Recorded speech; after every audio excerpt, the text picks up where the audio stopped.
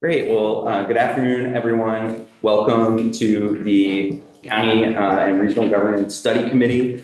We are going to start off our afternoon with a presentation on a model that many of us are really not familiar with yet. So I'm excited to have Brian Kennedy here from Oregon Metro to tell us about how they do regional governance. And yeah, could you introduce yourself for the record, please? And we've got thank you.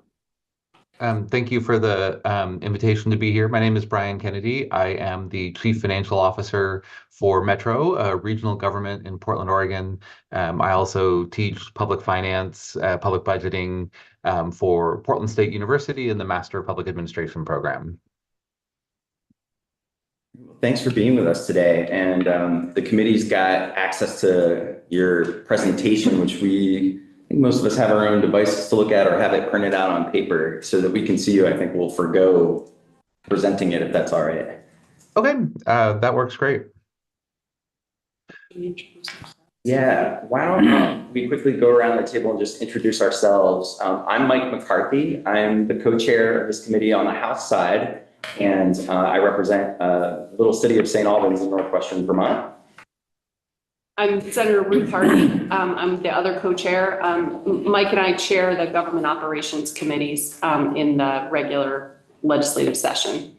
And I represent Addison County, with Middlebury Colleges, which is the thing that people from other parts of the country mostly know, and Lake Champlain.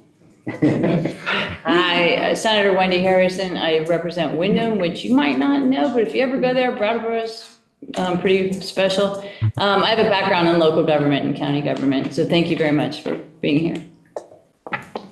Hi, I'm Julia Andrews. I represent Westford, Vermont, which I can't even tell you what it's here. I'm a portion of Milton, Vermont, in the House, and thank you for being here.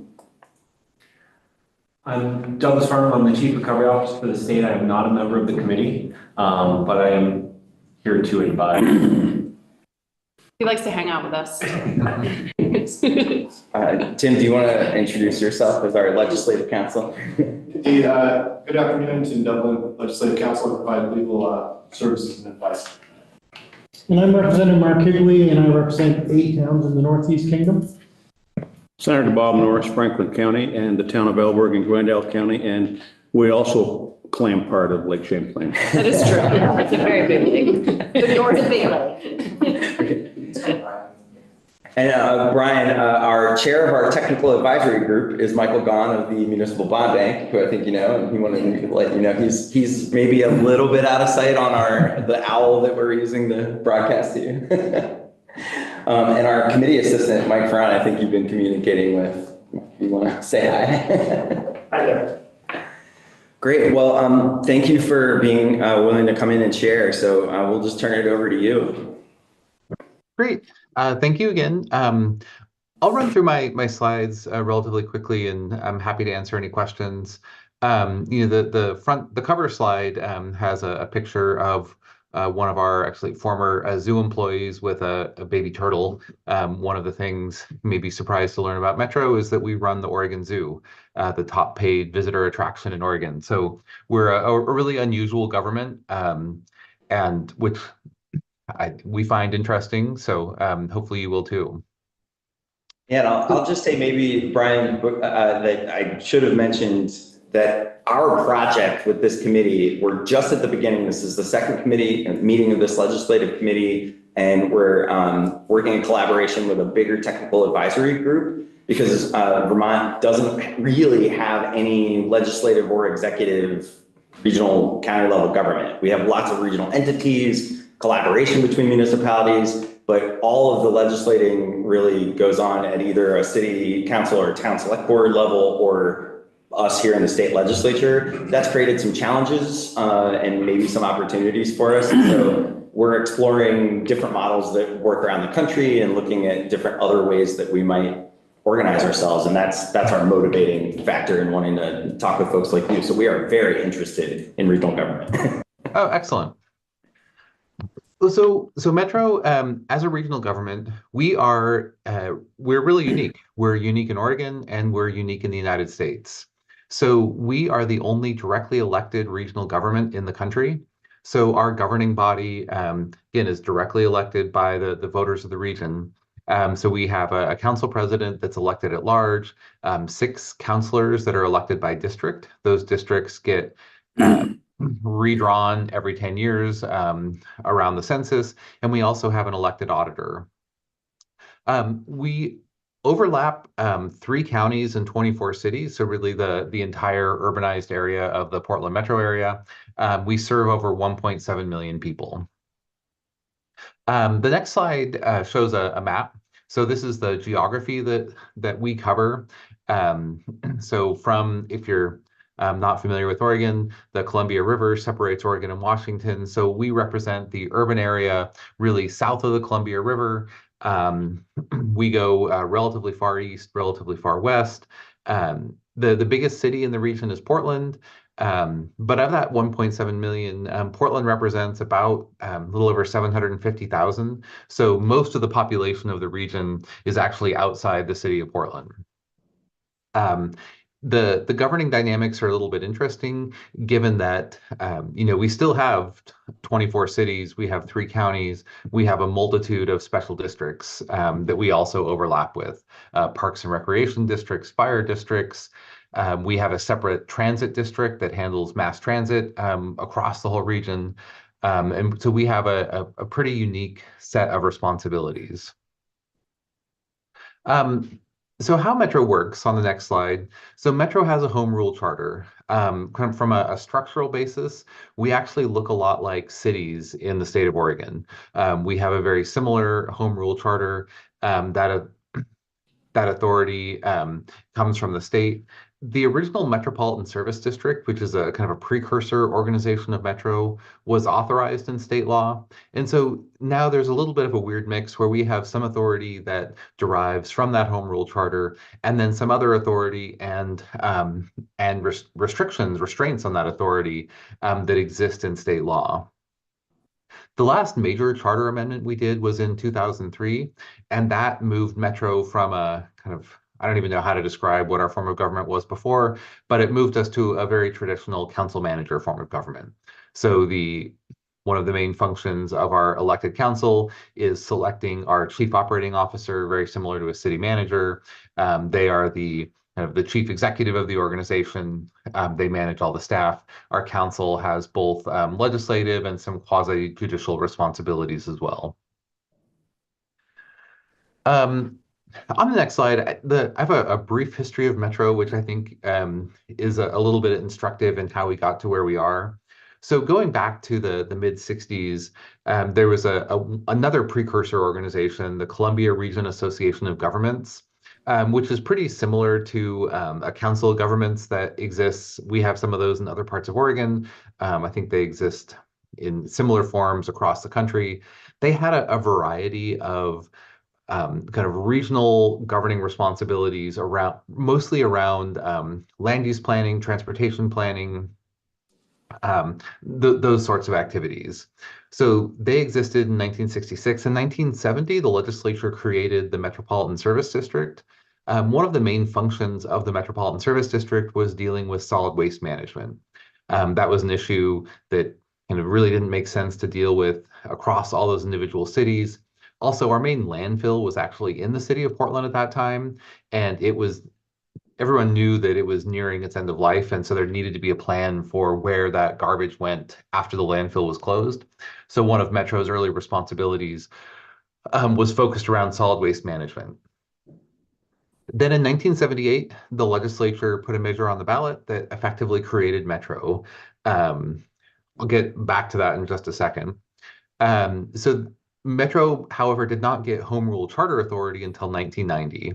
That again was approved by the legislature. And then in 2003 was the really significant change to our charter. But going back to 1978, The quote on the bottom, reorganize the Metropolitan Service District, abolish CRAG, the Columbia Region Association of Governments. That was the actual ballot title that went to the voters. And the thing that people mention kind of really only half jokingly is that it was approved by voters because people thought they were getting rid of the regional government, that abolishing CRAG. But effectively what the measure did was combine CRAG and the Metropolitan Service District into what we know as Metro today. There's a kind of more of a passing suspicion that if people really understood that they were, creating a different regional government, that it might not have passed. I just asked if the question was about if the politics of that focused around local versus regional control. That was definitely part of it. There was also the CRAG had land use responsibilities that extended beyond the urban area. So there was some urban-rural tension there too. So one of the things the measure did was shrink the land use responsibility from that larger geography down to just the urban area, which I think had helped somewhat. But those urban-rural issues still exist, pretty strongly in Oregon today. Do you want to come up to the table? Sorry, Ryan. Knowing a little bit of the background, just on background, one thing I was wondering if you could tell us about, I think it's relevant to our conversation, is Vermont has just reorganized what we call Act 250, which was our 1970s version of the urban growth boundaries in Oregon, both similar regional land use pieces of legislation. And I wondered, because some of those reforms in our housing crisis, as we've talked about, are driving some of this need. And I wondered if you could just talk about the interplay of that and integration of Metro. Yes. So one of Metro's key responsibilities is around the management of the urban growth boundary for the urban area. And that was actually a significant part of the impetus for the creation of Metro, because Oregon's signature land use law was passed in the 70s. And so there was a recognition that we needed kind of a different form of government to try to manage that. It really didn't make sense to have each of those cities in the metro area trying to manage their own urban growth boundary.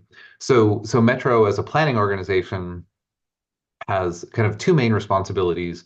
One is we are the Metropolitan Planning Organization under federal transportation law. So most of that federal transportation money flows through Metro, though we don't implement most of those projects. And then we have a set of responsibilities under Oregon land use law around administering the urban growth boundary, as well as doing planning within the urban growth boundary, but also planning for expansion. So we've identified a set of urban and rural reserves that are supposed to prioritize areas for expansion of the urban growth boundary. Under state law, we also every 6 years have to produce an urban growth report. We're in the middle of that process right now, looking at because the Oregon law requires jurisdictions within urban growth boundary, so that's Metro in the Portland area, cities and the rest of the state, to maintain a 20-year land supply inside the urban growth boundary.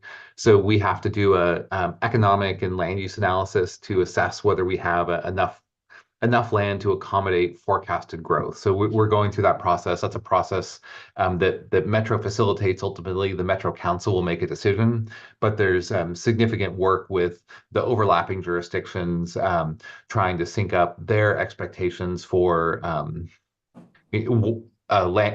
future land use over the next 20 years so that our forecast is kind of a consensus view about where we're going.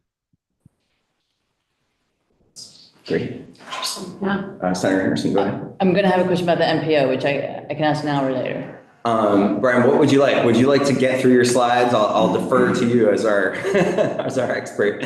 I'm happy to take questions in the middle. Okay, go ahead. Okay, great, thank you. So you said that Metro is the MPO. Mm-hmm. So, and you said that you don't do all of the programs. Does someone else do the other programs, or do they not get done? Someone else. So it depends on the organization. So for instance, if we're funding a transit related project, that money flows through to TriMet, similarly named, but the mass transit provider in the region. We have a number of state highways that run through the region. So a lot of times the State Department of Transportation is the implementing authority. And then for projects at the city or county level, it's typically the respective city or county that actually administers that project. But we coordinate the regional transportation plan and the distribution of funds. Okay, so I forget, it's the TIP, it's a 5-year plan, you all do that? Okay. Yeah. Okay, thank you. All right. No more questions. Excellent. So then, what does Metro do? I've talked about some of this before, the regional land use and transportation planning. There's some, I think, frankly, pretty cool things we do around intersecting land use and transportation planning. One of the things that I think is really innovative, we work with the Transit Authority, and we do a fund exchange where there's some federal transportation dollars that come into Metro that we pass to the Transit Authority, and they give us back basically unrestricted dollars. And we use those funds to make investments in property around high capacity transit lines to try to spur development and lately, particularly affordable housing. So we're able to kind of bring very low cost or free land to some of these affordable housing deals to make sure that some of that. What? They're very excited, Brian. That's so cool. Sorry. Yeah, there is not a mechanism for that in Vermont that I know of right now. It's a great thing. We've done a lot of really cool projects that way. So we really try to within our organization not silo.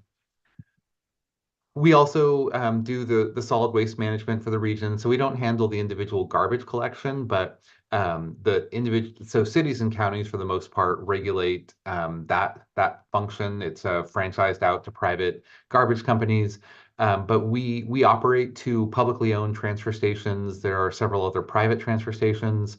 And then we regulate the landfills and other kind of end markets where those materials go to. We also do a lot of waste reduction education and programs across the region. Right now, we're working on standing up a program to reduce food waste and recover food waste the ultimate goal is to eliminate the production of methane within landfills. So we've been working on that for a long time. It's a really hard problem to solve, but we're making some progress. We also run a set of visitor venues. So the Oregon Zoo, we manage the Oregon Convention Center. We run a small exposition center that mostly does consumer public shows. And then while the city owns the performing arts venues, so our major theaters in the region, we operate them on behalf of the city. And we have a kind of a fairly complex system that allocates transient lodging tax collected just within the city of Portland to help support those visitor venues. We also run a system of regional parks and natural areas. This is really connected in with our land use responsibilities. So Oregon has a set of statewide planning goals that every jurisdiction has to achieve. One of those goals, Goal 5, is around protection of natural resources. And back in the mid-2000s, when there was a big push to implement that, there was a real question for the region about whether to take a regulatory or an incentive approach. Did we want to put a lot of really strict regulations on development in natural areas to try to preserve certain types of habitat? The choice the region made was not to do a regulatory approach, but to do more of a incentive-based approach. So part of that is there are some restrictions about developing around stream banks, but then we also put a measure to the voters and passed the first of 3 bond measures to buy natural areas, to buy land for habitat and water quality protection across the region. So since 1995, when we passed the first bond measure, we've protected over 18,000 acres within the region. Some of those we've turned into nature parks, so we run that whole system. And then the last piece that is the newest part of Metro's portfolio, we are a major funder of affordable housing development in the region. So voters passed a bond measure in 2018, $652 million to invest in affordable housing. We prioritize those funds towards deeply affordable units, so trying to get to that 0 to 30 AMI that the private sector is less likely to develop, and then also prioritize the development of family size units in the region. Then in May of 2020, voters in the region passed a measure to impose a 1% personal income tax on high earners. So individuals making more than $125,000 a year, joint filers making more than $200,000 a year, and then a 1% business profits tax on businesses with gross receipts over $5 million a year. That is generating over $300 million a year that we invest in supportive housing services. So trying to pair those affordable housing developments with the services we need to get people off the street. So that can be drug and alcohol addiction treatment. It can be mental health treatment. These can support permanent supportive housing units, a whole variety of services. But right now that has become one of the biggest parts of our budget, and is obviously homelessness. I mean, if you've seen any news, is a huge problem on the West Coast, and we're trying to make progress on that. And I think that is all I have. I put a couple of resources, a link to our website.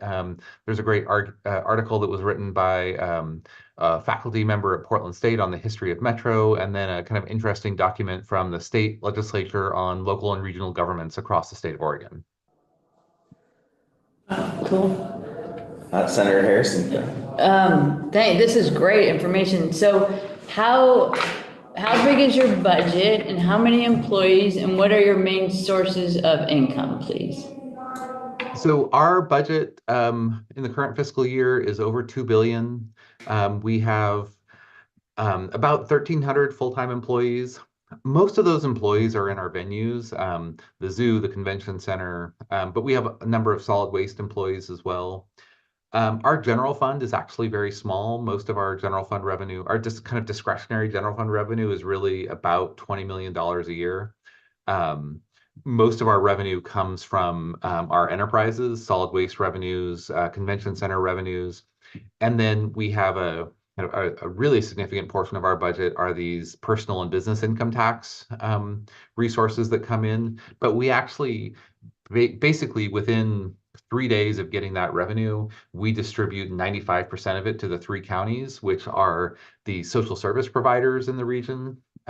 So they're actually the implementers of those supportive housing services programs. So that the money flows through us, but we're basically just mostly a fiscal agent. Thank you.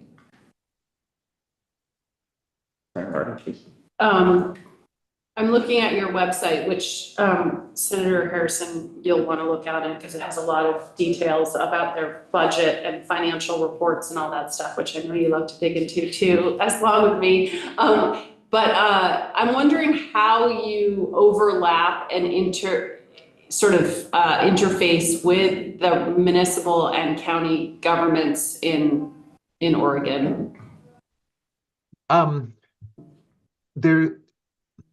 That's a really good question. I mean, some of it is informal, where we try to work together on a variety of projects and programs. But in the areas where there are kind of clear responsibilities, we have a committee called the Metropolitan Policy Advisory Committee that exists in our charter. So it's a charter requirement, and that committee is made up of Metro councilors as well as a collection of elected officials across the 3 counties. So some county elected officials, some city elected officials, and then some community representatives as well. And so part of the role, we call it MPAC, is to really formalize that relationship and make sure that we are coordinating in the areas where our responsibilities overlap. We also have another committee, the Joint Policy JPACT, kind of the acronym is escaping me right now, but it's focused just on transportation, which again includes elected officials, and there's a associated technical committee with staff from the various cities and counties that does a lot of work on the regional transportation plan and kind of focuses on those MPO responsibilities. So we have a combination of informal structures and formal structures to make that coordination happen. Okay, that sounds great. And by the way, I was at the Oregon Zoo this summer. I spent some time with it. Oh, fantastic. It's a lovely zoo. We had a lot of fun. I'm wondering, so as you probably know, I don't know if you've ever been to Vermont, but we're a very rural state. Our biggest city is like a town in Oregon, it's very small. And it sounds like this, I mean, literally you're called Metro, so it's very much based on a metropolitan area. Do you see some of the things that you have as part of your Metro government being possible or beneficial in a more rural environment? I think so. I've sadly never been to Vermont. I would love to come someday. But I grew up in a small town in Oregon. And I think a lot of the same issues that you have in the metro area exist in smaller towns where there are services that it makes more sense to provide on a larger scale, and trying to replicate all those structures in a lot of small towns is really challenging. And if you go back to when Metro was founded, we were a lot smaller, and a lot of those suburbs that are now part of this kind of contiguous urban area were really separated by lots of farmland from the urban core. And so I think that the structure has served well, even as the region has moved from being less populated and less urban into a kind of a relatively large city. Thank you very much. This is really interesting. Representative Higley? Brian, is the entire state of Oregon divided into counties? Yes. We have a It lot of sounds- counties, It 36 sounds to me counties. like you took certain sections of it and created this metro. Is that something different and above and beyond the initial county form of government of the state? Yes, and we're the only metropolitan service district in the state. There are a couple, larger-ish urban areas, Salem, the state capital, the Eugene area, where you have kind of a couple different cities, a couple counties, but for the most part, they have a council of governments that does some of those coordinating activities for like managing the urban growth boundary and serving as the MPO, but for whatever reason, they haven't decided to create a metro organization in those areas as well. Thank you. Senator Norris? Yes, I only have about a dozen questions, but I'll limit it to two in the interest of time. I can assume that the governing body, are those full-time employees? The council president is a full-time position. The councilors are effectively half-time. Okay. And secondly, I was wondering, if anything, what does the Metro not do that you would like to be doing in the future? What are there, any possible weaknesses? I mean, personally speaking, just for myself, I think I would probably consolidate the transit organization into Metro. That we've got a kind of a weird divide now where we do the planning for high capacity transit investments, but we don't actually build or operate. And I think you could get some financial efficiencies if you combine those. Similarly, we've got a weird smattering of park districts around the region that I think could benefit from some consolidation. I think I'll just say, like, maybe from my position on the faculty at Portland State, I think in Portland we have too many governments, and we could be more efficient if we did some consolidation. So 2A on my second question. Does Metro cover emergency services such as police and dispatching services also, or how does that work? No, that is not consolidated regionally. That basically happens at the county level. So effectively, we have three main dispatch organizations across those three counties, and then the respective cities and fire districts work within their own county for the emergency services dispatch. Thank you. Representative Bates? Building off the senator's question, I'm curious, roughly speaking, I know it's a broad question, how big are your counties? The it ranges all over the place. The metro area counties, Multnomah County is probably 900,000 people. Washington County's second largest, I think, is 600,000 or 700,000 these days. Clackamas County is a little bit smaller than that. But some of Oregon's smallest counties, like Gilliam County, where the landfill that most of the region uses, I think they have 1,800 people. So it's there's a wide spectrum. But the counties that kind of overlap with Metro are in the six figures of range. Yeah.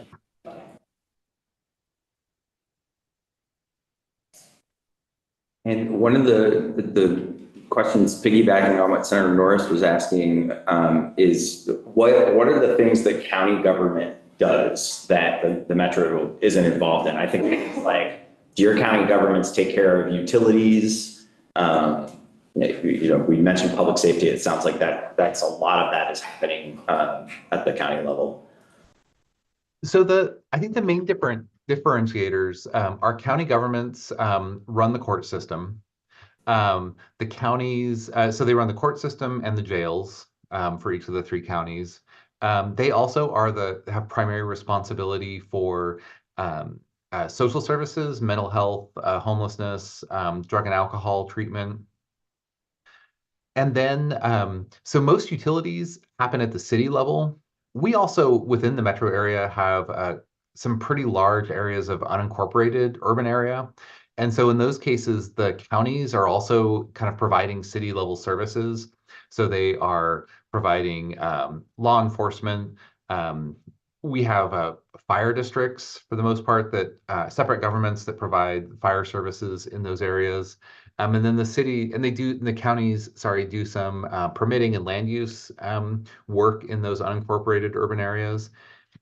But then generally the cities are responsible for libraries, parks and recreation, police, fire, and then they handle those main utilities, water, sewer,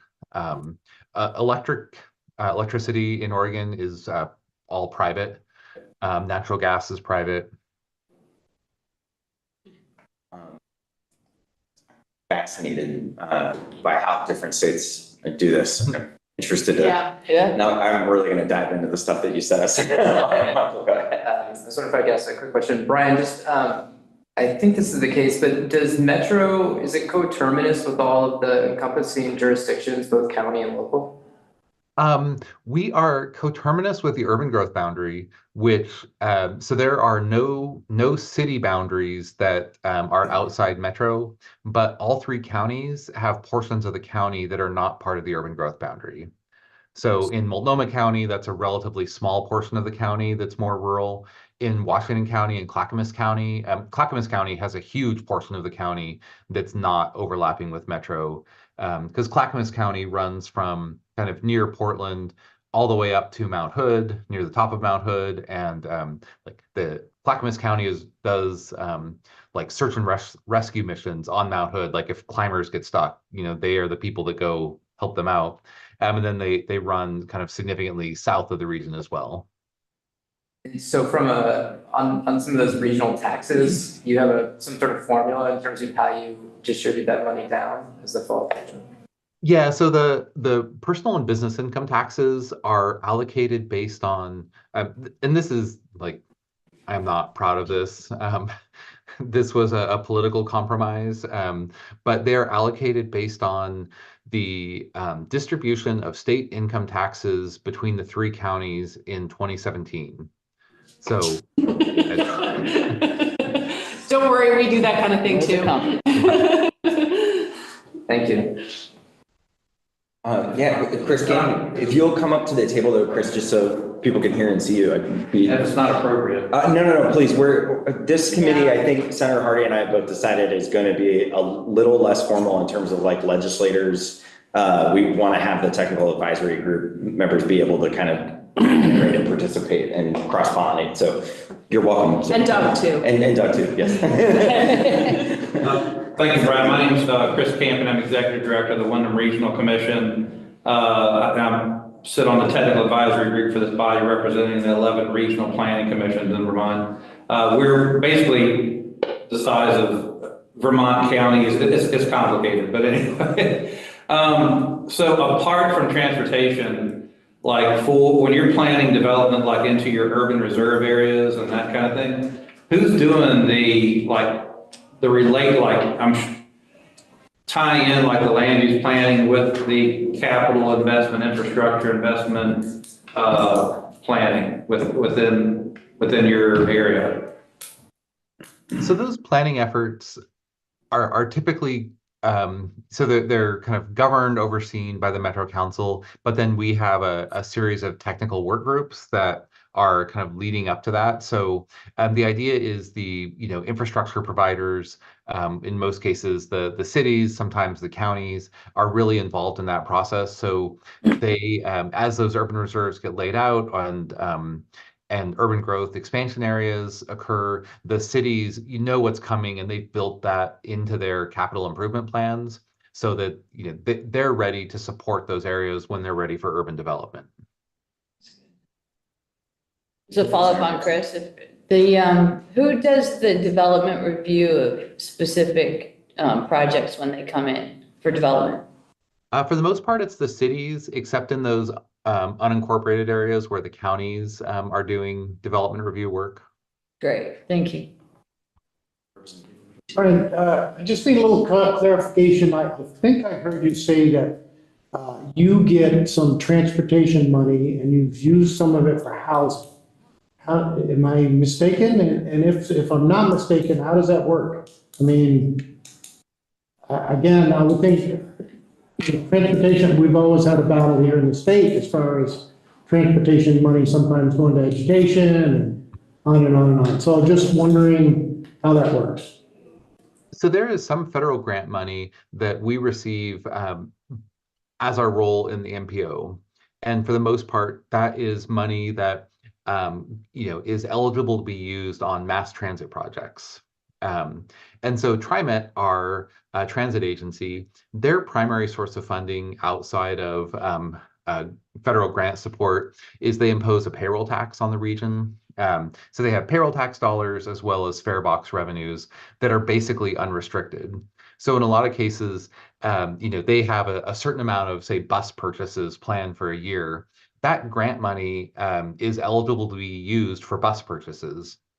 So we give that grant money to TriMet. They buy buses or whatever the projects are, and then they give us equivalent amount of that unrestricted revenue that we then use to make these investments in what we call transit-oriented development. So a lot of cases that is buying land. Sometimes we'll demolish the building that's there and then do a request for proposal to find a developer to build something up. And by building those projects, that helps TriMet leverage their high capacity transit investments. So it's something we work on very closely together, but they're not really equipped to do that sort of real estate development. We've been doing that for 2 decades now. So we have the legal team, real estate people who are familiar with how to do that process. Thank you, Ryan, you may not know the answer to this, but since we're in Oregon, so I think some of the eastern Oregon counties are actually like individually are bigger than the state of Vermont, like Harney County. And can you say anything about how those county systems work in those really rural areas? For the most part, most of their revenue comes from property taxes. This is actually a huge ongoing challenge that their property tax rates are incredibly low. And for a long time, most of their discretionary funding came from proceeds of logging on federal land. When the federal government stopped that logging, partly out of environmental concerns, partly because markets changed, those federal timber payments really fell off. And there have been some movements in Congress over the years where they've gotten kind of makeup or equivalency payments from the federal government. But in a lot of cases, those have mostly dried up now. And so most of Oregon's rural counties are kind of deeply in a world of hurt because their very low property tax rate is not enough to sustain basic operations. I mean, you've got lots of parts of rural Eastern Oregon where in any given day, there's one county sheriff on duty covering hundreds and hundreds of miles. It's just like there are effectively like no services available for residents in those counties.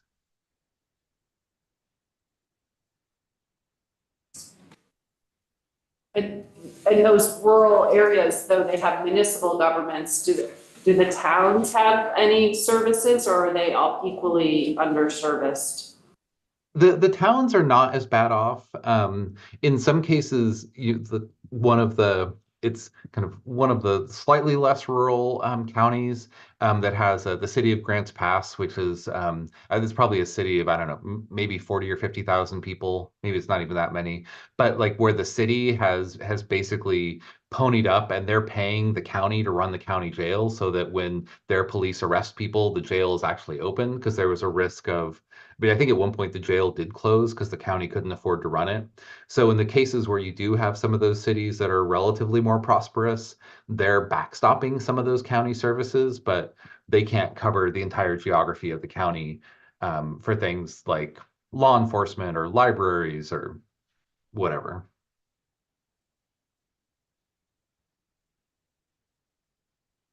Other questions for Brian? This has been, you've given us a lot to think about, the interplay between the metro and the borders, the different governance models, the idea of having an area that is not coterminous with a county or a municipal boundary actually have its own elected government. That's interesting. So this might be on the extreme end of the kinds of models that we might consider suggesting for the future. But I think it shows just how there have been creative solutions to some of the service delivery and governance issues that we're facing here in Vermont. So this is really an interesting exploration. I'm going to dive in and read. I already was like looking at how your website has all these cool maps and things. So definitely be geeking out as we go through this. So I really appreciate it, Brian. Does anybody have anything else before we let Mr. Kennedy go here? Thank you so much, Brian. Yes. I appreciate Thank it. you. Thank you. Don't hesitate to reach out if there's anything else I can do. Thanks so much for getting our wheels Field turning. trip to the zoo, you guys. We got to do that. Brian set that up for our GFOA committee. We got a behind the scenes look at some of the new bond investments. Ooh, cool. And voters just passed a new $380 million bond measure to renovate kind of the rest of the zoo. So more improvements are coming. Nice. Thank you. All right, thank Have a you. great weekend. Thanks, you too. All right. I have to head out, Mike, I'm sorry. Oh, no worries, Representative Figley. I'll catch up. Great. I think the last things are going to be, Doug's going to do the MTAP TARC presentation, and we'll talk about stuff for the next meeting. But Okay. And we got that date all set. Correct? Yep. Yeah. Good. All right. You took care of it. Thanks to Mike Ferrant. I have to leave as well for CDAC. It was a pleasure to see all of you. I keep missing the presentations I wanted to see the most, but I'll catch up online. Live stream. Yes. Thanks, Michael. All right, Doug. We've all been dying to learn more about how MTAP went, and thanks for being with us. Good to be here.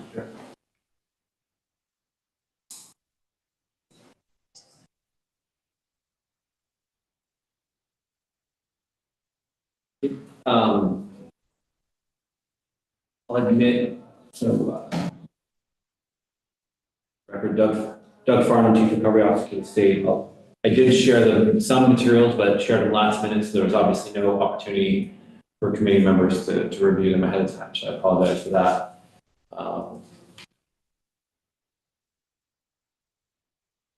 But there are a couple kind of documents to start with. One is the report from last June on the Municipal Technical Assistance Program, and that document captures some of the background of Municipal Technical Assistance Program, with pilot program, one-time general funds.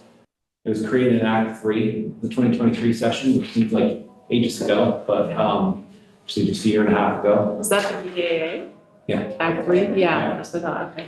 Yeah, 2023 BAA, so actually not that long ago. Again, 3 million of general fund.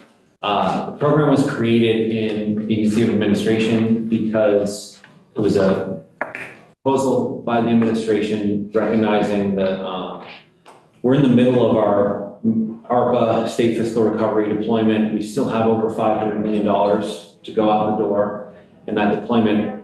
And we weren't necessarily seeing engagement from all of the different regions of the state. We were seeing what I've concluded is a pretty strong administrative bias towards communities that can take the time, put together the proper grant application, line everything up, are the ones who tend to get the grants.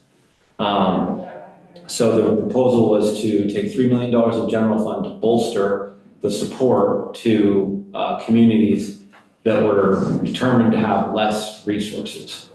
And that determination was primarily done through the Vermont Communities Index, which took the Social Vulnerability Index and the Rural Capacity Index, and I'll explain a little bit more about those things, and tried to combine them to get one score that really said, okay, you have needs and you have capacity, and where are the mismatches?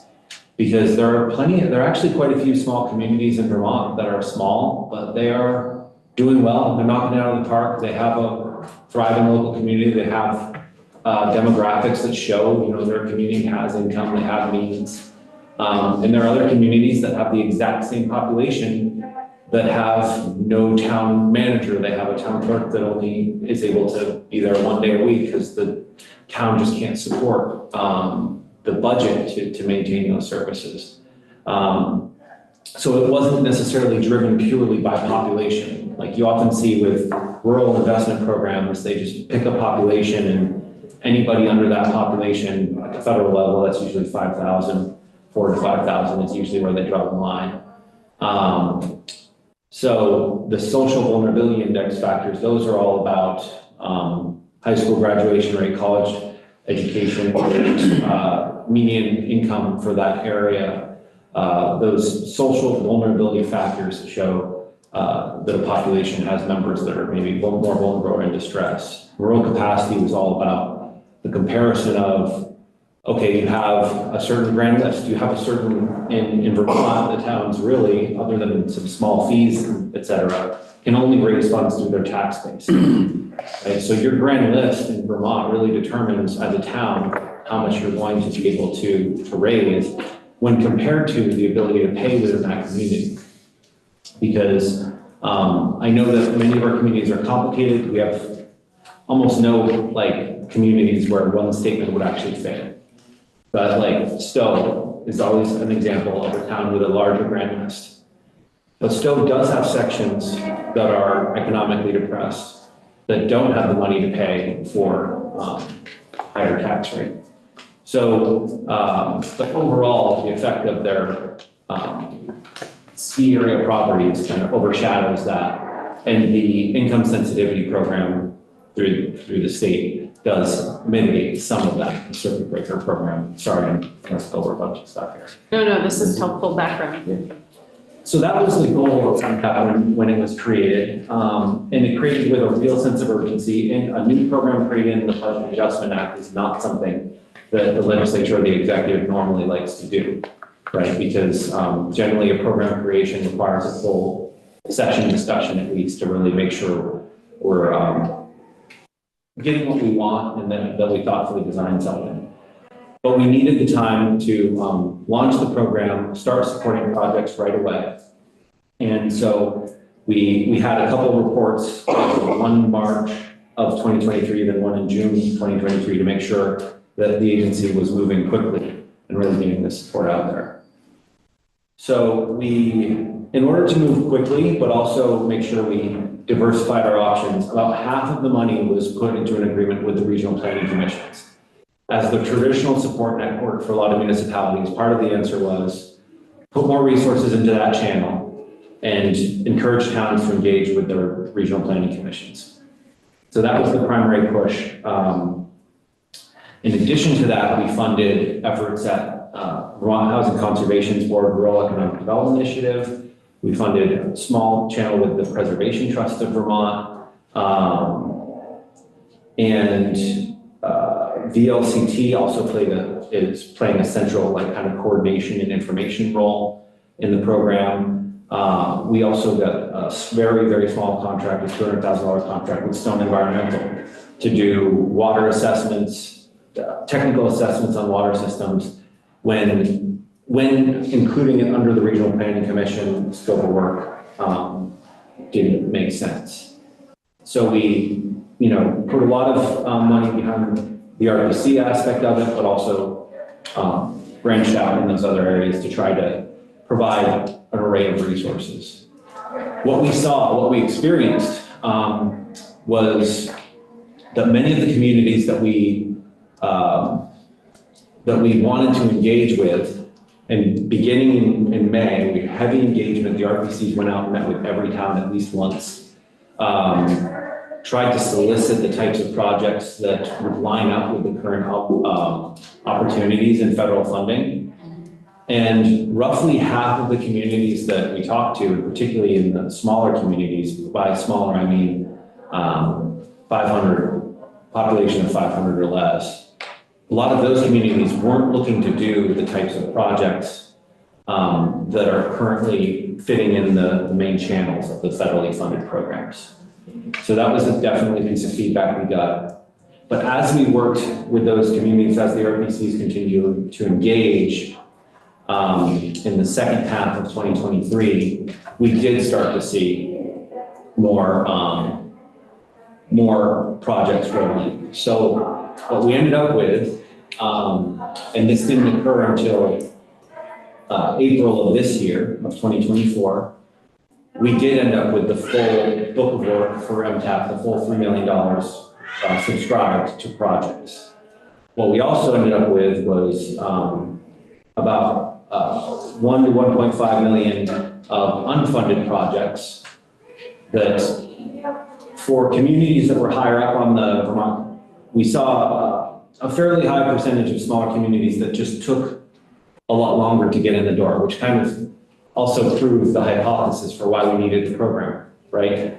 Even when we were going out, even when the RPCs had the funding to more actively engage with them, I was having a lot of conversations with NVDA, with Two Rivers Planning Commissions about, we're trying to engage with this town. We just can't get the people to meet with us. We can't get them to talk with us. We know they want to do a project, but we just can't logistically get them in the room to do this because this person works 1.5 jobs, there's a select board chair, and they just really don't have the bandwidth to engage with us. But we know there's a project there somewhere, and we just can't get it scoped.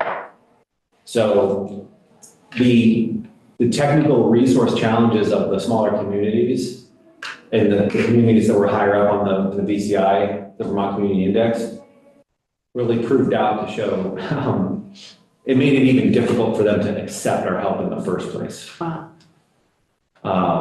So it was, I think the main flow of information that populates this spreadsheet that I'll move on to now, if we can put the spreadsheet up on the screen.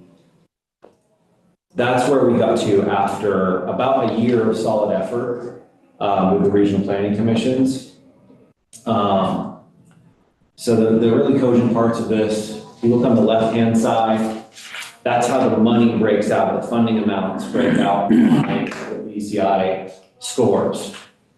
So it's not a straight curve, right? And it makes sense, honestly, because after we started with the towns that were 75% or higher, and any index is flawed inherently it was an attempt to prioritize, but any index is flawed and will never capture the actual on-the-ground situation.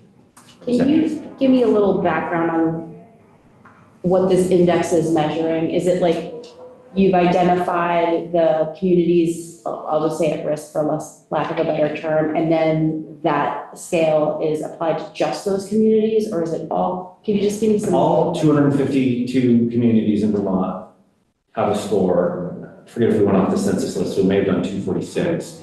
But I think every census object, municipal town, city in the state has Vermont Community Index score. And yeah, basically, if you have a high need score and a low capacity score, you're going to end up with a high VCI score. So for instance, let me see, Johnson is like 25.9%, I believe.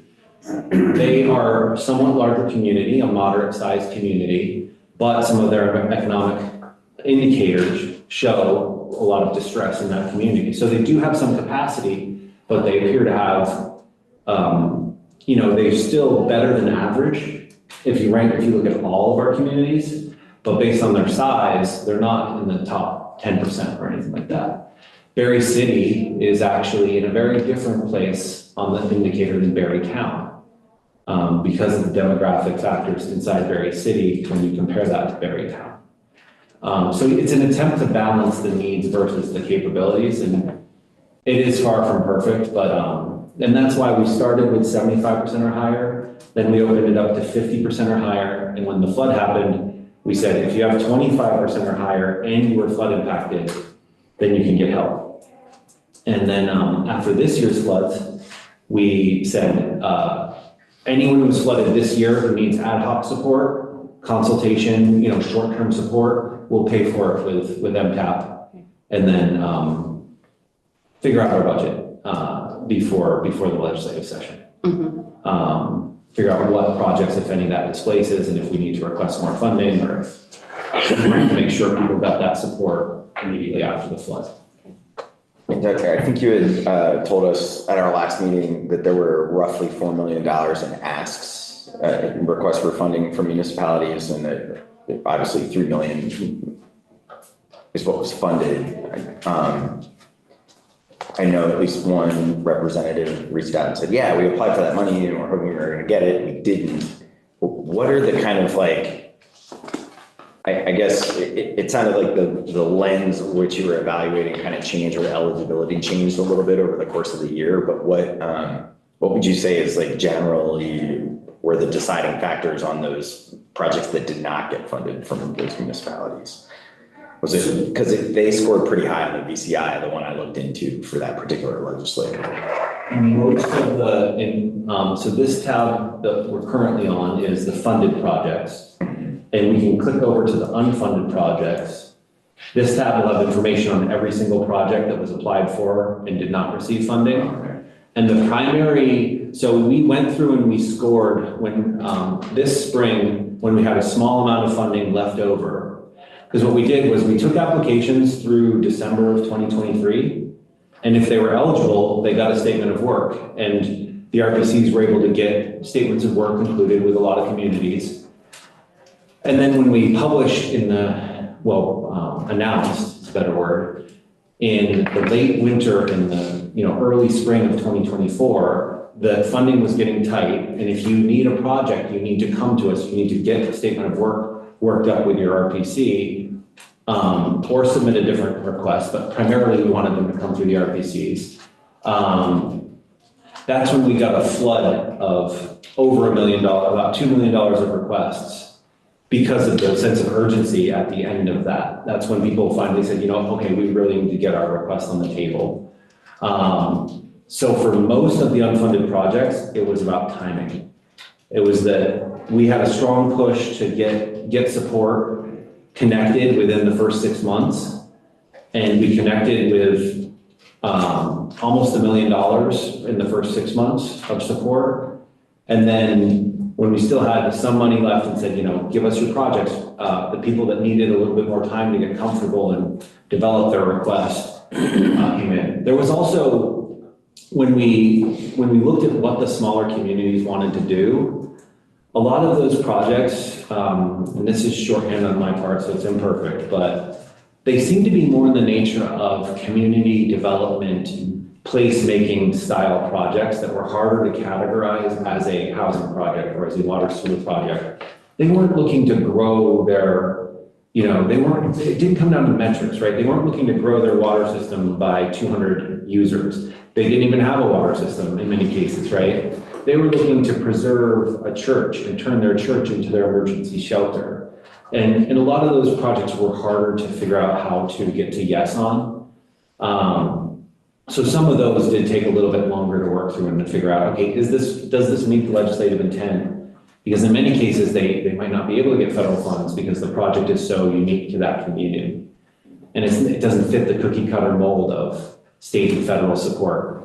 Most of our state programs are cloned off of the federal structure, so they tend to be siloed and they tend to miss those community-based projects. And that's what a lot of nonprofits tend to get into supporting those more placemaking community. Placemaking is getting more into the mainstream of funding, but it still can be a little challenging to actually get the grant application and figure out how or why that should be done. Right. Senator. Yeah, so this is all really interesting. So you said earlier that half of the towns weren't looking to do projects when you went and talked to them initially. That statement was primarily drawn from the project we want to do. Did you have the sense that they might want to do a project or that there were needs that weren't being met? Their needs tended to be heavier in the basic operations and even just running payroll and taking care of their cemetery. So they were very functional operational needs that weren't being met. And I think that's one reason they weren't ready to talk about special projects, because they're like, we can barely run our town right now. Right. So it's great that you're asking, but thanks, no thanks, was the answer we got from some communities. Okay, so if they weren't in a situation after a storm, do you think they would feel differently now? So, Because I know that there are Right. some towns who are always in that situation. And Right. there might be some towns who have just very few staff or volunteers, and they're actually okay with it. They're yeah, they Exactly. prefer it that way. Absolutely. actually. the principal engagement with all of the smallest communities happened before the floods. Oh, okay. So every single entrant conference happened before the floods. The RPCs were great about getting out there within 2 months. Between the BAA passing in June, the RPCs engaged with every town above 75%. And and then the flood, of course, was on July 7th. So all of those conversations happened pre-disaster. Okay, all right. Yeah, I Thanks. just, to underscore that, I mean, we on the GovOps committee hear from towns all the time, and I think that the capacity issues of towns were exacerbated by the floods, for sure, but they were there before. I mean, when we're just talking about sort of basic government operations stuff in GovOps, I mean, the three of us hear this all the time. There are towns that come in and are like, no, we can't do anything. No, we can't do a project. We can't follow this new thing you want us to do with open meeting law or ethics because we just don't have capacity. And it has nothing to do with a natural disaster. It's even before that. So I'm not surprised to hear that you had some towns that were just not even able to commit to doing things because they just couldn't manage it. Chris, do you want to come If it's with? appropriate. Yeah. So Chris Camden with the Regional Commission, just to provide some context too. So like when we first reached out to towns, I went out myself, and we started out, when our region, we started out with the original 6 towns that met the high need category, then it expanded to 17. But when we met with, especially with those high need towns, they move at the speed of open meeting law. So first we write to say, would you like to talk about this? They talk about it at a select board meeting. Then I hear back, and then they talk about scheduling it at the next select board meeting. And then I go there, and then they talk about what they heard. And then we reach out to say, okay, can you form a committee or give us a primary point of contact? Most especially the smaller towns wanted to talk about it within the select boards. And so think about 3-person, 5-person select board. Do they meet once a month, twice a month? And they got other business they got to take care of. How long it takes just to say, okay, we'll participate, much less identify the projects. And then as you identify the projects, then they got to have to discuss how to winnow them down, right? So it may be, 5, 6, 7 select board meetings before they're identifying a project. And so that's one of the reasons why it could take so long. In our smallest towns like Searsburg, think, they actually rejected their ARPA funding, their own ARPA funding because for philosophical reasons, but we finally got them to kind of recognize that MTAP didn't threaten them in any way. And so they finally accepted, and their big issue was here the population, town with a population of 125,000. What they needed to figure out was, do we replace a $400,000 culvert or do we just get rid of it? And so ultimately, they were able to make use of it. But most of the towns really, like to Doug's point, it was, we need to fix our garage. We need to have a toilet at our garage, which didn't qualify for wastewater. But so our road crews don't have to use a porta potty. And just those kinds of really basic things. And one of the great things about the funding though for the RPC is so much of our funding is stovepiped based on various performance-based grants. So having the resources just to go to a town and say, what do you need? Was really good. And if there's a way to figure that out to where we could just continue, like have that just kind of continue. And one other quick thing I'll say is, NVDA, I'm not meaning to speak for them, but like our towns of Searsburg and Reedsboro, these really small population towns, less than 500, people. It's interesting because it's real, they're just not as high need. Now, as soon as we opened up the MTAP program to the 17, the Putneys, the Graftons, ones that are more organized and have all these various committees, man, the projects came, right? And so the need is relative. And so I think sometimes, with Northeast Kingdom and some of these other small towns, it's like, are they getting the amount of service they need? I can't answer for them, but sometimes their needs are just very different and very small relative to even a marginally larger town that just has had the capacity to have the conversations, and they got the project lined up. So anyway, I just want to give that context for how much time it takes. Which gets to the whole, again, service delivery, supporting the towns. Right.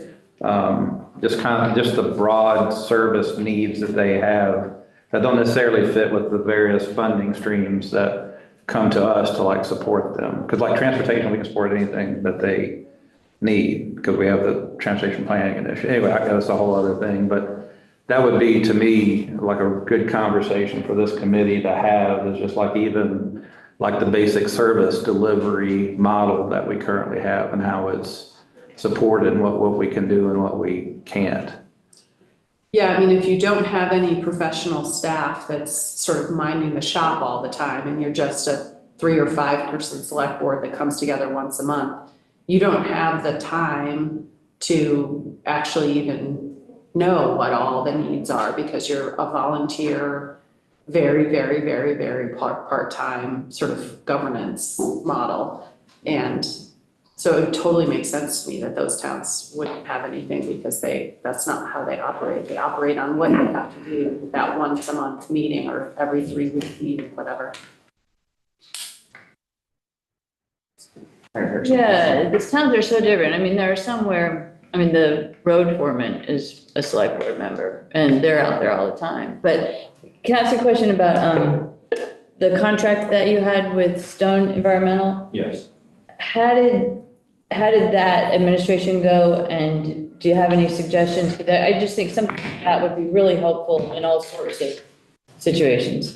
So one model we are using more often at the state is like our disaster support kind of retainer contract concept, right? Like we have a contingent contract that can activate under certain circumstances. So we competitively procure it ahead of time. And then in an event of a certain size, we activate it, we can move more quickly. In many cases, we did this with debris removal for the towns. Yeah. And so with Stone, this was a separate procurement for MTAP particularly, but we're using it in that same way where the relationship is with the state, but they're working on all these projects for towns. And it's through AOA, I review the invoices. What we tried to do was, we had to balance the funding availability, and if a project was brought in by the RPCs, but we had run out of budget on the RPC agreement, but it had a water element, then we referred that to Stone.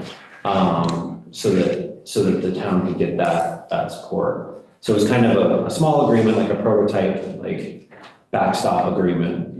Searsburg made use of that. Okay. Yeah, that's right, it's 75. And Wardsboro too, I think.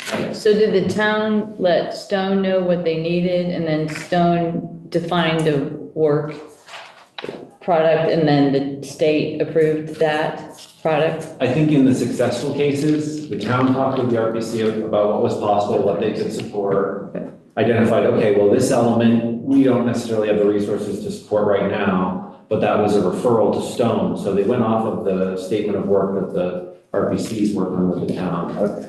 So that, because RPCs have that bigger picture of the town landscape and what they can help them with. So I think it's still a good idea for them to stop it and work with the RPC, and then Stone is kind of just a technical resource that we pulled in. The Vermont Council on Rural Development for community, kind of that community buy-in building, community forum development. That's what our agreement with them is for, to provide. And I think particularly in smaller communities, that aspect of developing community buy-in is particularly challenging, and the smaller town just can't do that by themselves.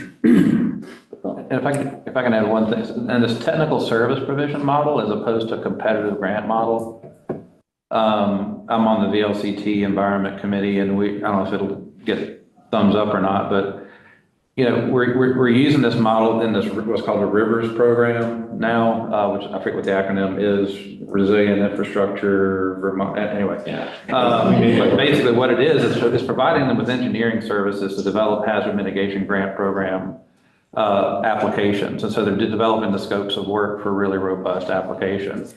And the state prioritized this for some of those heavily hit towns. And the great thing is that the town didn't have to develop a grant proposal, get approved, put out an RFP, go through the whole bidding process. The state had already pre-approved the engineering firms to work with the towns. And so they moved with like relatively lightning speed to access these services and move on. And we had to, because this HMGP funding, the grant application period is so short. But this is something I would just also encourage you to look at, is to the, you know, what I think I forget exactly what the language in the VLCT recommendation came out as, but it basically says wherever possible. Sometimes federal grant programs may not make it, may not allow it, but wherever possible, especially with state funding, like if a town is ready to do it, roll. I mean, take advantage of that readiness and support them and make it as smooth as possible, because otherwise, right, they're having to apply for grant after grant after grant, then the RFP, and then managing the RFP, and it just makes it administratively more complicated. This makes it much faster. Yeah. So, couple things to point out. The approved projects through this spreadsheet, this information focuses on most of the visualized data is through the RPC projects. The projects that are happening with VCRD and the other providers aren't pulled in as well yet. So you only really see half the money broken out individually. So it looks like we've funded basically half of the requests that we've gotten. And the ratio isn't that. We funded more than half of the requests that we've gotten. But I do intend to keep the unfunded projects on the table for discussion within the administration leading up to the next budget cycle. I don't know how it will stack up against all the other needs of the state, but I'm going to advocate for the unfunded projects to receive one-time general fund, and perhaps advocate for a little bit more to maybe reopen another round. I think running a persistent program out of AOA would be inadvisable. It's not a functional operational agency of government. So it's still a Band-Aid, but it's kind of a Band-Aid I feel like we still need. And we've supported, I think it's about 46 projects through the RPCs, and just as many or more projects, smaller levels of support through the other support. So I believe over 100 projects have been supported and moved forward through the MTAP process. many of them trying to pull down federal funds. Yeah, do you have a sense of what the MTAP investment, $3 million is a relatively small investment for that many projects. It's really about capitalizing on pulling down those federal funds and using them while they're available. Do you have a sense of like what that 3 million leveraged? Or will leverage, that they're not actually all implemented? Because a lot of this is still in the application stage, we don't have that yet. I believe we will be able to get that information and do that return on investment analysis down the road. But it's on the scale of tens if not hundreds of millions of dollars, right? I mean, your project planning to return on investment, you hope to get like a 10-to-1 ratio, but you don't always. One thing that's complicated about this is that some of these programs, these towns are applying to our ARPA-funded programs, which we're going to distribute that money.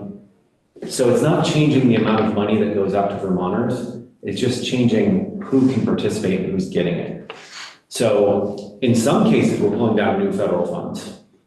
But a lot of the cases, we're just trying to make sure there's a little bit more equity in the system. And so that doesn't add up to new money as often, but it adds up to a healthier competition between the communities. And it's going to take time too. So like the Searsburg, the scoping study to figure out what to do with and the permitting and all for the culvert. We won't know what other federal grant funding they might be able to pull, or even nonprofit like Trout Unlimited maybe need to have that culvert removed or something if they decide to pull it. Or Wardsboro, they're trying to prioritize all of their flood resilience projects. They may not be ready for this hazard mitigation grant round, but they will be for future ones. So it may take some years. Right. It's fascinating to see the diversity of the projects. I mean, they are completely, random is not quite the right word, but there's some things about like their town green or a very, very specific culvert on this specific road in this little town, or whatever. It's really interesting. I think that was part of the value of the program, was having that broader scope. So that, like Chris said, it's not like we're showing up to help you with just water projects today. And if you don't want to talk about water projects, we can't talk to you. We have to leave. It's, which is kind of the normal course of business. It's what do you want to do as a community? And, let's figure out how to help you move forward. It's an anecdote, but the town of Athens, one of the projects is to work on their town plan for the first time. That's a foundational element for so many things to happen. It's hard to monetize that, but I think we all know that's a really valuable step forward for Athens. That's a big deal. Yeah. Do you have a sense of what percentage of these were about helping municipalities actually use their ARPA funds as opposed to monies that the state had already been allocated? There's a fair amount of water projects in there. And that will generally involve one of our ongoing ARPA programs right now, because we basically took our state and EPA water portfolio and we augmented a lot of sectors of it with the ARPA funds. For better or worse, we, just augmented what we had because we only had a couple years and we didn't necessarily have the means to build a whole new, different approach to things.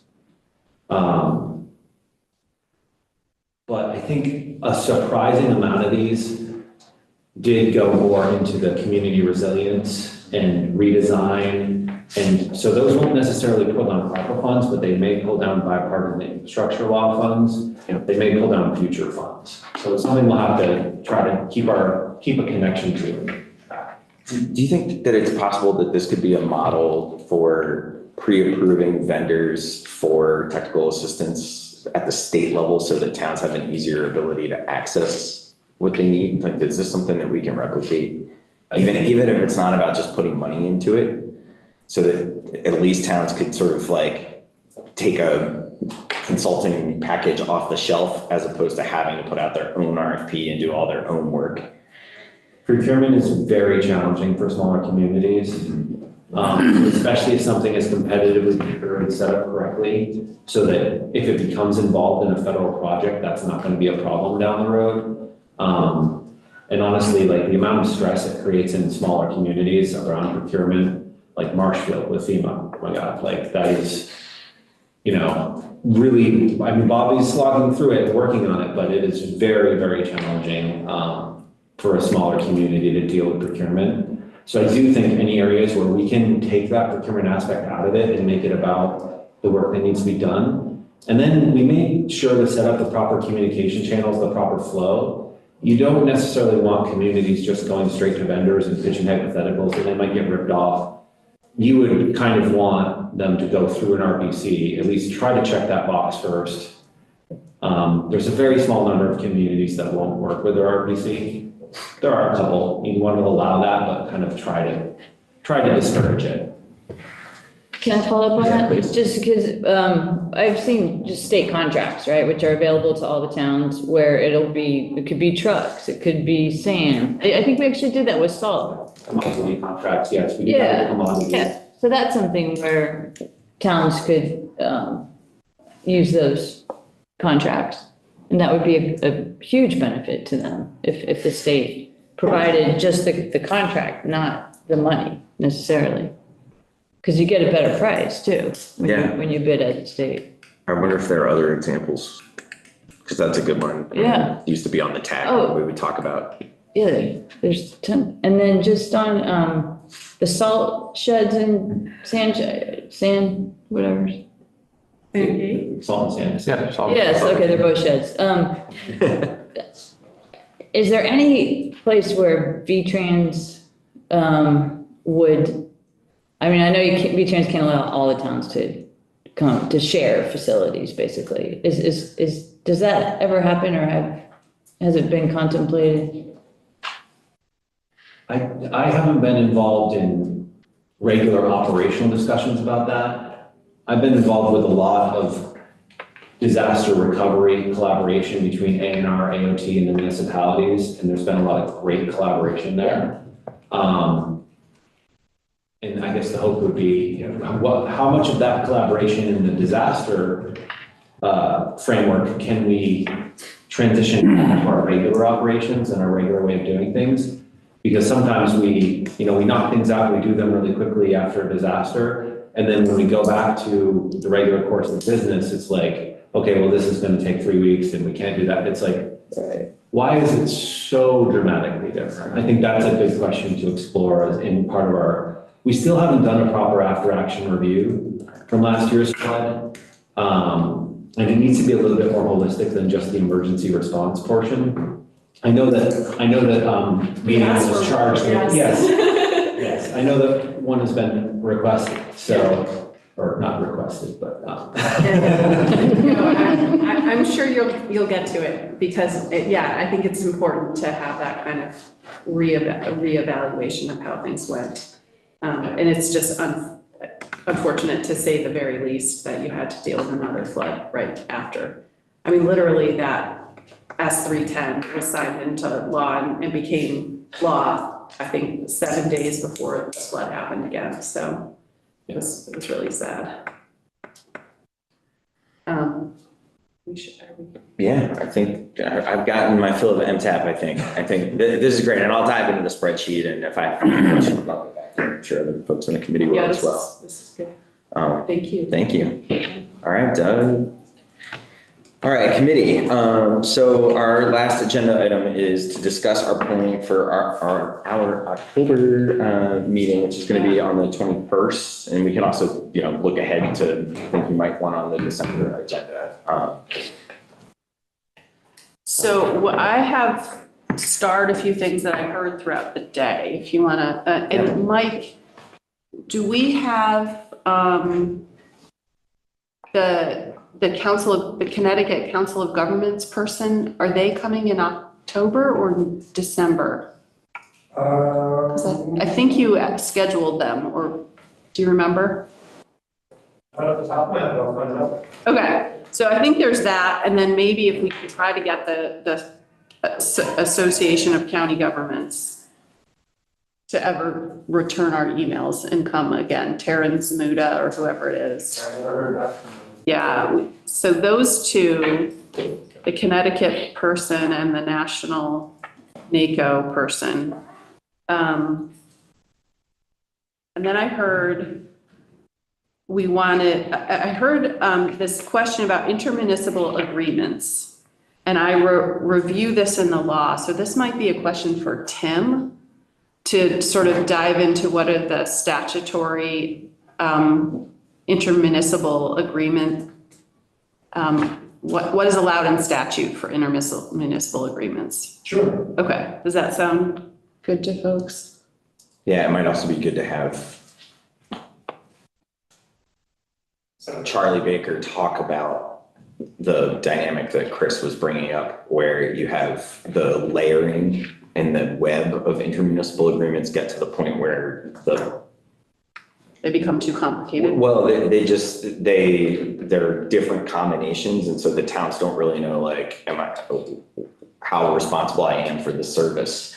You know, when you think about, there's no central governance there, so they might be 50% responsible for something that they share with one other town, but then when you've got like 7 or 8 towns that have some kind of shared So do you think service. Charlie Baker's the best person? I mean, I just think he's gonna have the densest examples. Right. Probably because. Okay. But Doug, if you think there are other folks that might be able to speak to that, and maybe on the municipal side, there's some municipal officials we should be hearing from on that.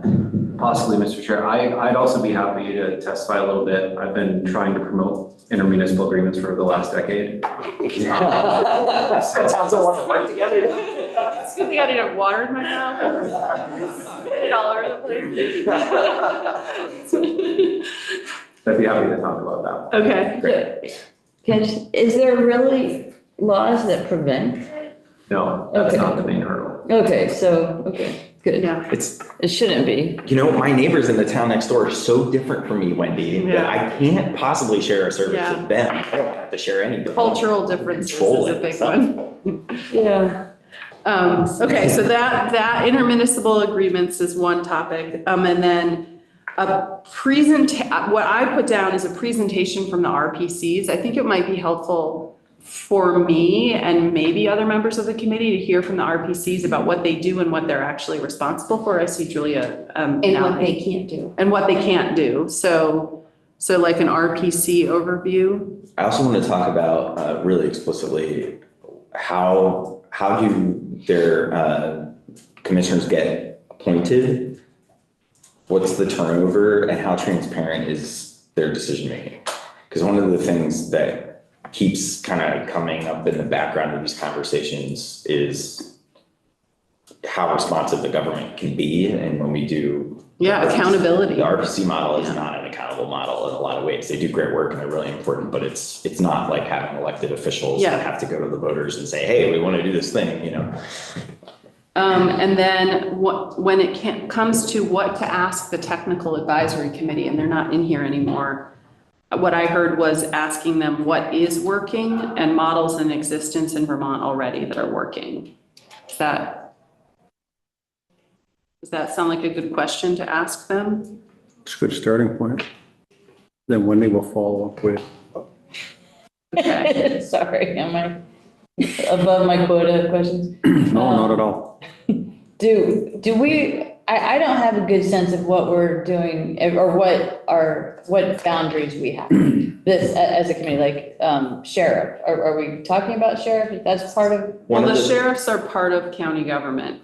Oh, no, I understand, but One of given that the- there's other committees working on things. One of the things that we decided to do, so we would, that we may have not shared with the committee, Senator Hardy and I were talking about doing public safety stuff at our December meeting. Okay, Partly in order to have some time for the Public Safety Communication Task Force to get through some of their public listening sessions and preliminary. Okay. So that we would be able to hear about the dispatch piece at that point. great.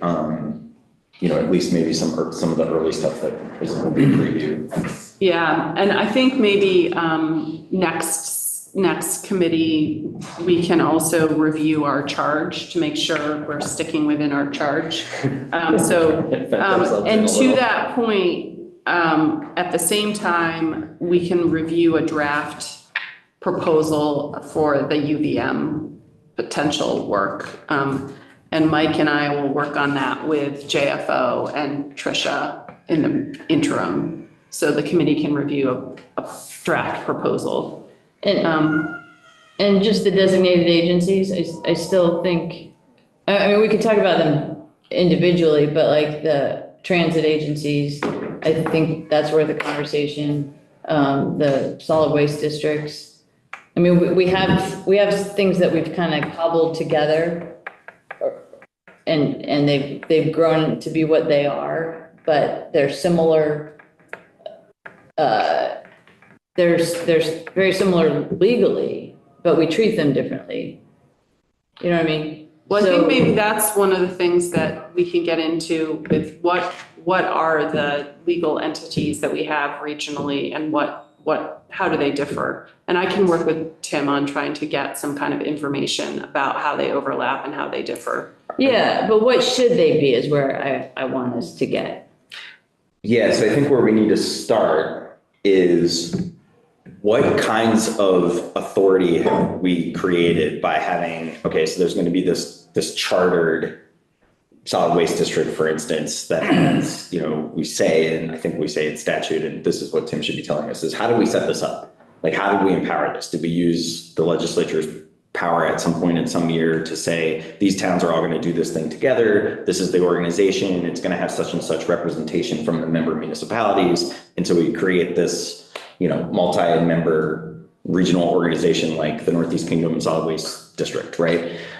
That's one way, but then we also do things like we say, okay, this entity, this, mental health agency, for instance, is going to have coverage over this area for these specific services, and it's going to get certain money from the state, but it's going to have its own board and governance that isn't elected, it's appointed. Right, and that comes through the administration rather than from, Right, or so some of them do. There's a difference between, I think you're calling a lot of things designated agencies that aren't designated agencies. Yeah, so let's get that straight too. Yeah, and I think Yeah. Tim and I can talk about that, because when I hear designated agencies, I literally hear the mental health agencies. If you work in healthcare, the designated agencies are the designated mental health agencies.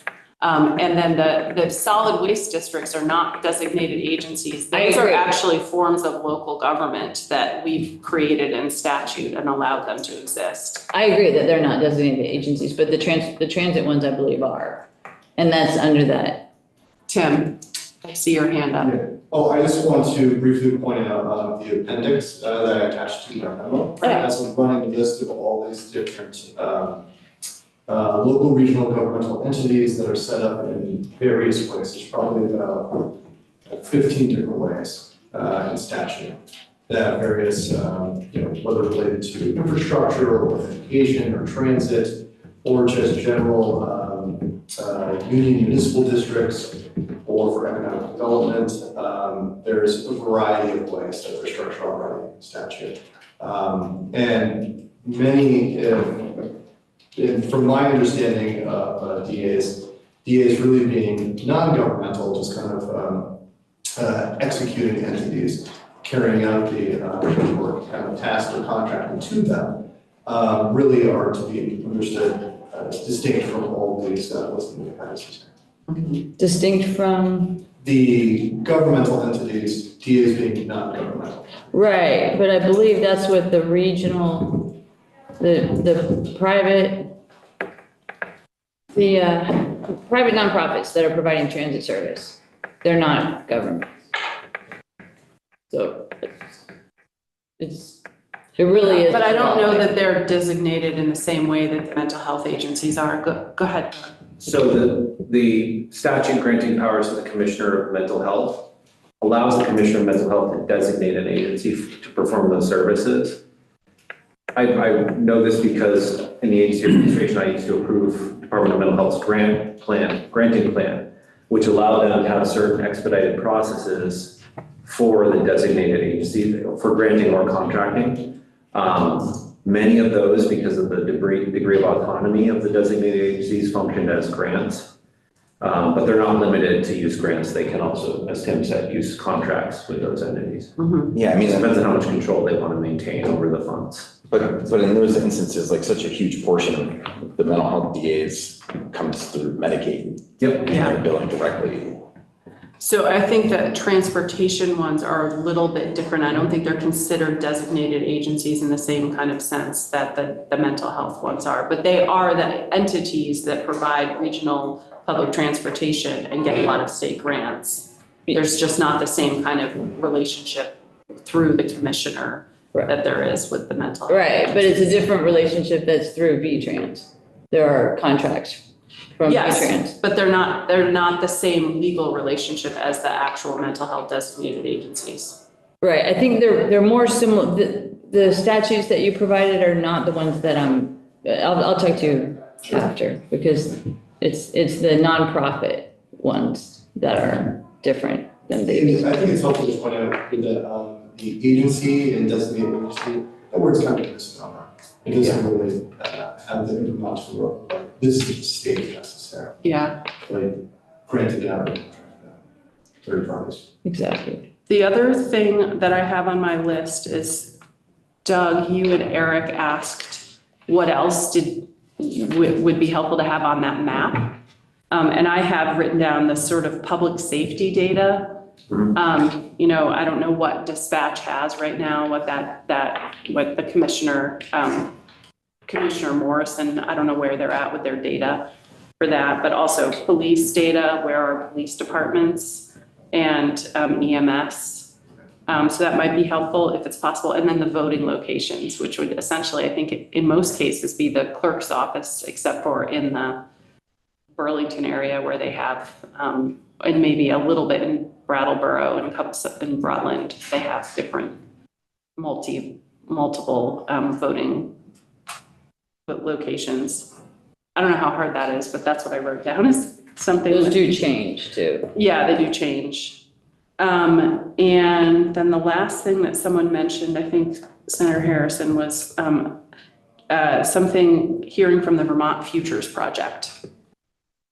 And I don't know what other people think of that. Yeah, and I guess what I was asking is the group we heard from working with them? Because the Futures Project is looking at just a lot of these big, long-term issues.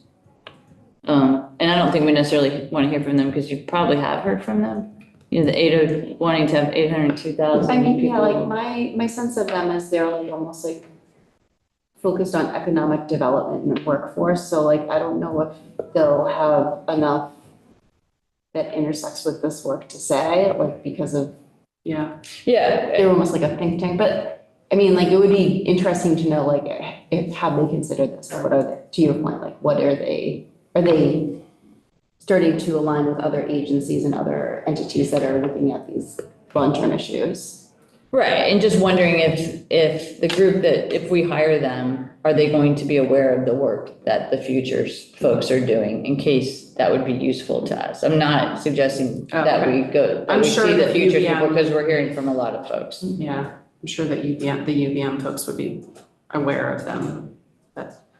And when Patricia was referencing the RISE conference, Kevin, she actually presented, I suspect they have that. Okay, good, relationship, yeah. good. They should, I would think so. Okay, were there other things for possible agenda items? Most of the other things that didn't make on your list are going to be more for the December round. I did want to flag for the map layer, and maybe to go on Tim's list, running list, is the basin water councils, the clean water service providers would be another layer to look at of things we've stood up to deal with regional issues. Too many things. Yep, there's a lot. And how did the conservation districts go? I just found out about them. And what's the relationship between them? Yeah, I mean, just, they Fascinating. seem to be countywide in our area. But they're a creature of the federal government in a lot of Oh, really? ways, right? The conservation districts. I think they have a lot of similarity to the RPC boundaries as well. I was trying to remember if we had our conservation districts in the layer, but I'll check with Eric to make sure that's a layer. The committee can also send in the what else category, not just data layers, but I can't guarantee we'll be able to help with a research request that isn't like a ledge council research request. we can try though. If you have specific requests, we can try to, because we have access to some federal resources right now that they might do some research for us. Okay, I mean, one of the questions that we were going to try to answer or talk about in our October meeting was starting to talk about the money. And basically how, the two questions I remember us contemplating was, one, how much money do we leave on the table with our current structure? And then two, how much inefficiency is built in to the overlapping layers that we have right now, like that we're paying for all these layers of government. And if we can clear some of them up and have just one entity rather than 12 entities or whatever, it would, my guess is it would be cheaper, but I don't know if anybody's done those numbers. One thing that might be of interest there, and I'll do some thinking on how to get at some of that, because some of it could be through the state admission system. Yeah. And the grant distributions, because a lot of that money flows out of state grants. There was a Yale graduate student that did a study on the impacts of Act 46 consolidation. Yeah. And some of the analysis she did on how consolidation impacted spending and what they spent money on. It's a small slice of it, but it actually is a very comparable slice. Yeah. Yeah, I looked at her at one point, her stuff. Okay. Well, maybe Mike and Doug and Tim and I can talk about how we might be able to get at that. And also I can check in with JFO about those money questions. Okay. It sounds like we've probably got a pretty full plate if we Yeah. can even get 2/3 of these people to get in the chair for October. Okay. Yeah.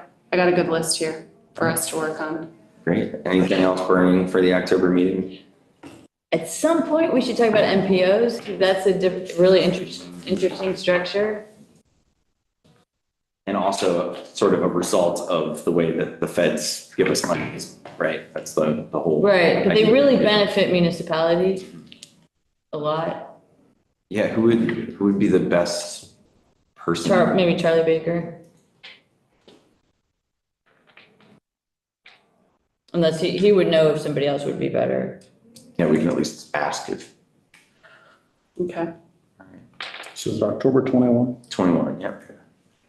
So that I did find confirmation, that I can verify it to come. In October? Okay, cool. Thank you. I sent it to you, so it's high on your.